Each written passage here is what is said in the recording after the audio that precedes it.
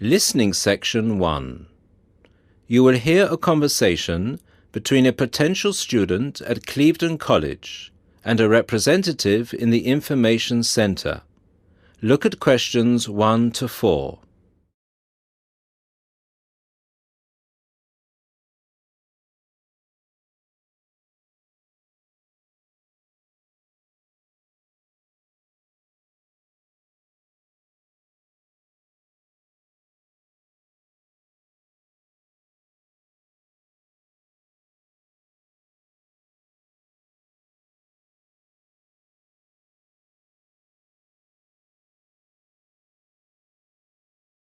Listen to the first part of the conversation and answer questions 1 to 4. Good morning, Clevedon College. Can I help you? Yes, please. I'd like some information about evening courses this term. Okay. Which subjects are you interested in? 2 subjects, actually. Languages and computer skills. Okay. What languages are you interested in? Actually, I'm not sure. I have to fulfill a language requirement for school, but I haven't really decided what language to study. How many language courses do you run each week? We have 2 every night, from Monday to Friday. I'm sorry, but would you mind going through the schedule for me? Which language on which days? Not at all. Monday to Wednesday are modern European languages, French, Spanish, German, Dutch and Polish. Thursday night, we offer ancient languages, Latin and ancient Greek. And on Friday, we finish off with the Asian languages of Hindi and Bengali. Monday to Wednesday, modern European. Thursday, ancient languages. And Friday, Asian. Can you spell Bengali, please? Yes, it's Bengali. Great. And how much do the courses cost? Each course costs £25 per person per term. But if you want to do 2 language courses, there's a 10% discount, but only if you book for 2 terms. So the 10% discount is if I take 2 courses for 2 terms. Is that right? Right. Listen to the second part of the conversation and answer questions 5 to 10.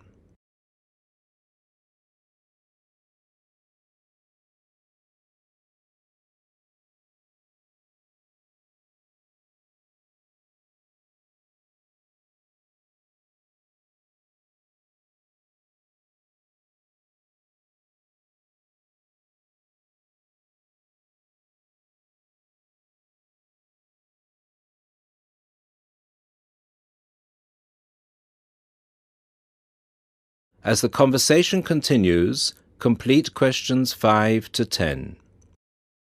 Would it be possible for me to book my classes right now? No, sorry, the computer's down. What I suggest you do is call extension 9694. Oh, no, sorry, 6994 after 6 p.m. and ask for Mrs. Johnson. I'm sorry, I didn't get that. Did you say 6994 after 6 p.m.? Yes, 6994. Please ask for Mrs. Johnson. Thanks. Okay. Can we now look at the computer skill courses? Yes, of course. Computer classes always start in the first week of the month. And the way it works is we offer 1 computer class for the entire month. So you might spend 1 month on databases, another month on Excel, and so on. Classes meet once a week on Tuesday afternoons. The next class starts February 1st. Okay, so for the upcoming month, February? February is going to be databases. There are 24 places still free on that course, and it costs £40 per person. February, databases, 24 openings, £40. Okay. Excel starts in March, and that's nearly full. Only 4 slots left. It's £45. Okay, Excel. March. Only 4 slots left. Got it. April is Outlook. That is never as popular since it costs so much more, but you get a free CD. It is £60 for the month, and there are 19 places left. Okay, April. Outlook. £60. Is that it? No. On the 3rd of June, we start a Word course.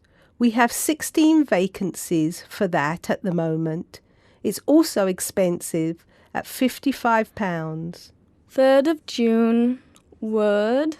16 vacancies. £55.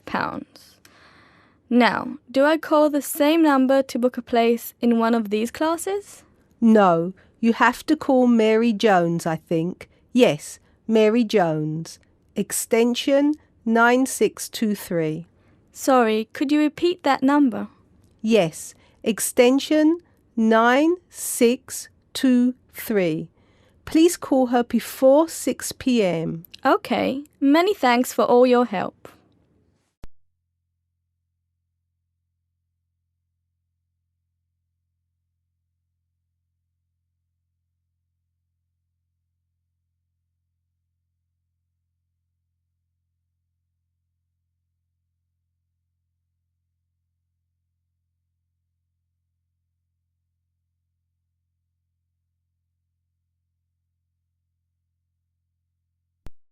Listening section 2.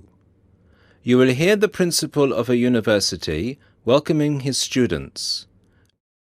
Look at questions 11 to 17.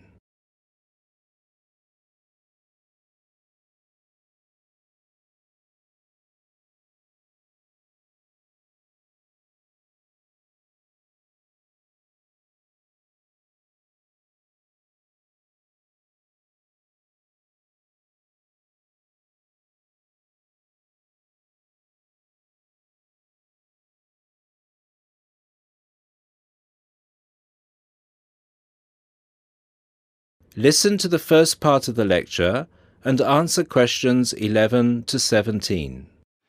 Good afternoon, ladies and gentlemen. I'm Dr. Donovan, the principal of Don Levy University, and I would like to welcome you to the Dinglewood campus, which is one of the 3 campuses belonging to this university. This campus, Dinglewood, is where I have my office, and it's also the location of the Languages and Science campus, so some of you will be studying here. Dinglewood is the most northerly campus.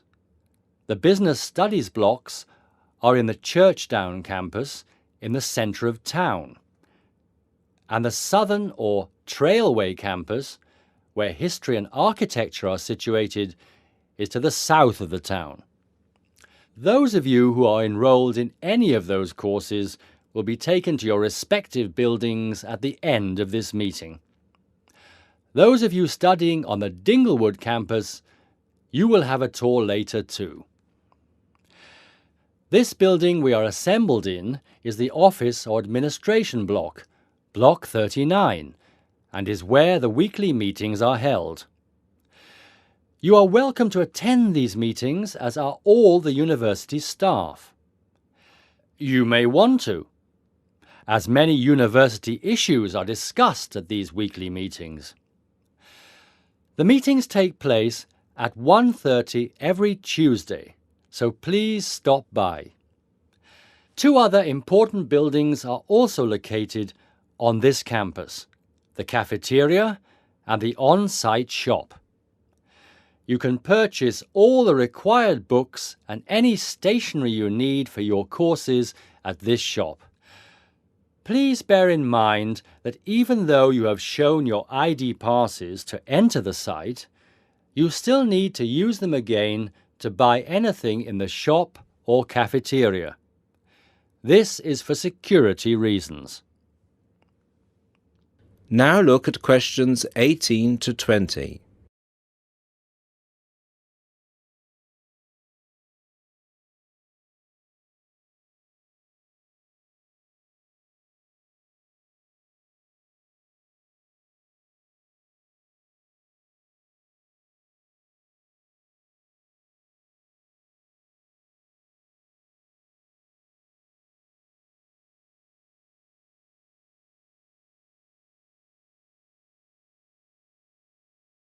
As the lecture continues, answer questions 18 to 20. Now, if I could draw your attention to the back page of your joining instructions booklet, you will see a small map of this campus, Dingle Wood. The block we are in now, the Office and Administration block, is located between the Languages Centre, Block 38, and the Physics School, Block 30. That's 3O. These are both on the right of the plan. The cafeteria, which is open from 7 a.m. to 9:30 p.m., is on the left of the plan. It is between the Chemistry block, number 35, and the University shop, Block 33. At the University shop, you can get all you will need in terms of course materials. The Biology block is block number 29, and you'll find the Biology block between the Chemistry block and the Languages Centre. Be careful with the numbers, as they are not always logical. As you will see, there are gardens on the right-hand side of the gate. These are being extended over the next 2 months, and a memorial fountain is being installed in the middle of the campus. This means that the campus will be very noisy during normal working hours. However, the campus will look much nicer when it is all finished. Right, so that's it for your initial campus orientation. At this point, could the language students all follow me, please? And the rest of you, please assemble under the banners which show your main topic of study, and you will be directed to the other campuses.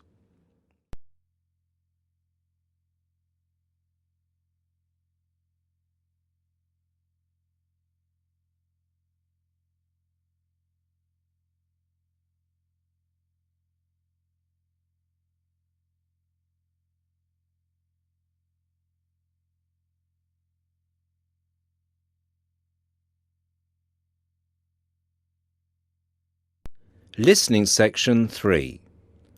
You will hear a conversation between two people who are about to share a project at work. Look at questions 21 to 30.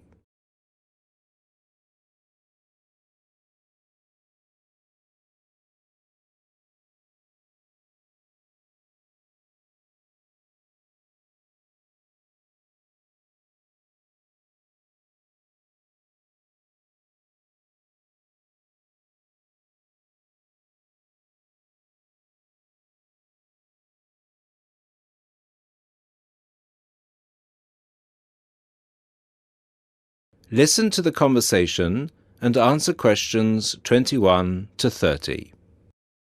Hi Bill, how are you? I'm okay now, Sarah, but I was so ill last week. Oh dear, what was the problem? Did you eat that dodgy fish in the canteen? No. At first, I thought it was a cold, but then my head started hurting and my eyes started to go blurry. Oh, I'm so sorry. That sounds serious. Yeah, it's okay actually. I went to the doctor and he diagnosed me with a migraine. He gave me some medicine and I'm starting to feel much better. Oh, I'm glad to hear that. Well, I'm also glad you're in today because we have to work on a new project together. Oh, are we in the same section? No, it's just us. No one else. Mr. Donaldson put us down as B team because we live near each other. That could be fun. What do we have to do? Well, the project is partly internet research, then checking reference books for information to prepare a survey, which we have to use with people we know. Great! What's the topic? It's to do with shopping over the last 10 years. We have to find out how customers have changed their behaviour. Okay, so what's the first step?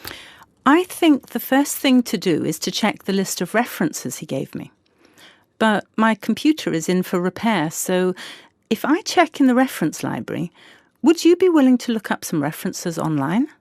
Once we're done with the reference checks, we can write the questions together. That's fine. I'll do the internet research. So, what sort of shopping are we looking at? Only food or goods or clothes shopping?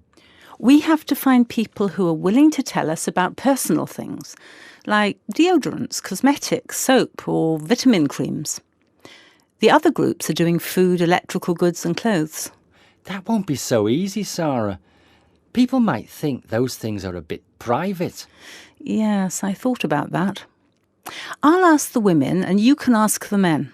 That should work okay. Well, if you think so. Give me the list of references then. Sorry, I left them in my other bag at Joseph's house. I'll get them for you tomorrow. OK. Well then, this afternoon, I think I'll catch up on the notes from last week. Can you help me, or are you busy? I've made you a copy of my notes already to save you time. Here you are. Wow, thanks, Sarah. That's so thoughtful. Well, since there's nothing for us to do right now, shall we go for lunch? Well, actually, I'll have to catch you later. I have to go to a meeting this afternoon. Can I phone you tonight to arrange when to meet? No, sorry. I have a date. Can we meet in the laboratory for the first class tomorrow? I'm not sure because I have to go to the library to collect some books. What about meeting there at lunchtime? Do you mean in the lab? Yes. OK. See you in the laboratory tomorrow at noon then. Sounds like we have a lot of work to do.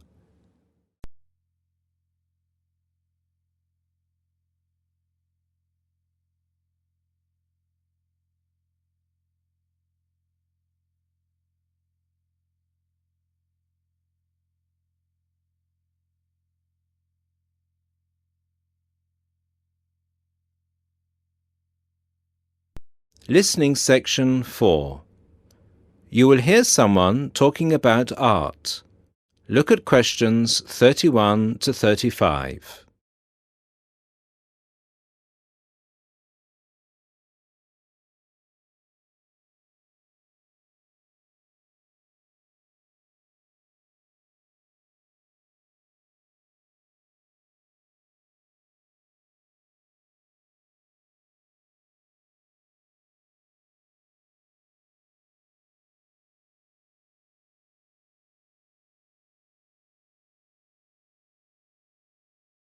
Listen to the first part and answer questions 31 to 35.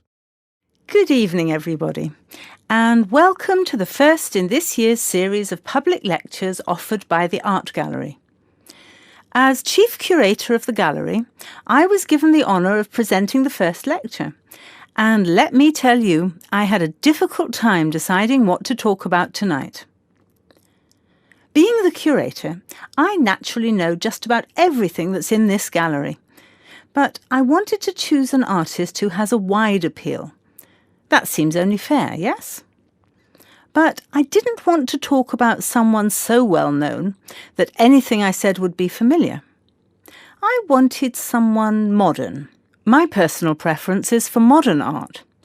But again, I wanted to choose someone who had the potential to appeal to all art lovers, whether they're attracted to traditional forms, impressionism, surrealism, or what have you. So, having spent the last 5 years as a visiting professor in Barcelona, it's not surprising that I finally chose to talk about one of the greatest Catalan artists, one whose work is likely to be familiar to many of you, Joan Miró. Look at this. And this. And this. Ring any bells?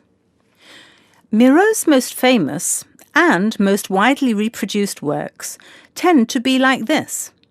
Bright primary colours with lots of asymmetrical forms.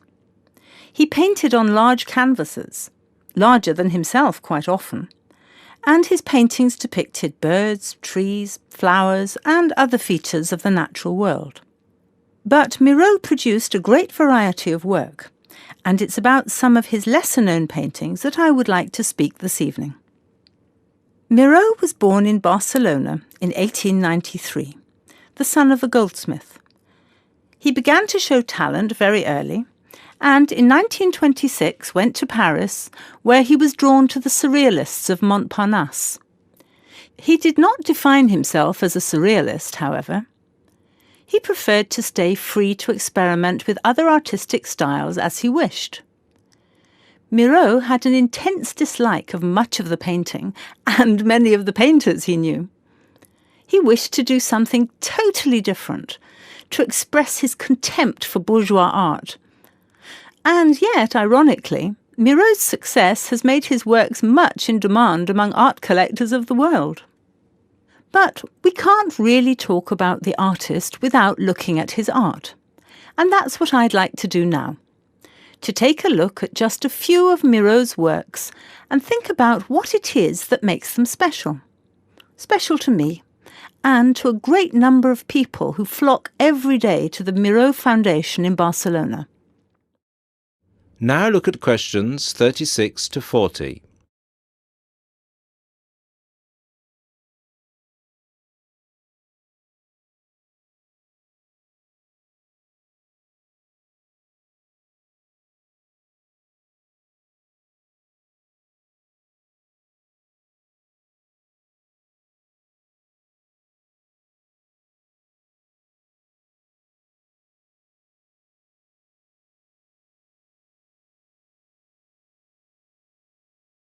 As the lecture continues, answer questions 36 to 40.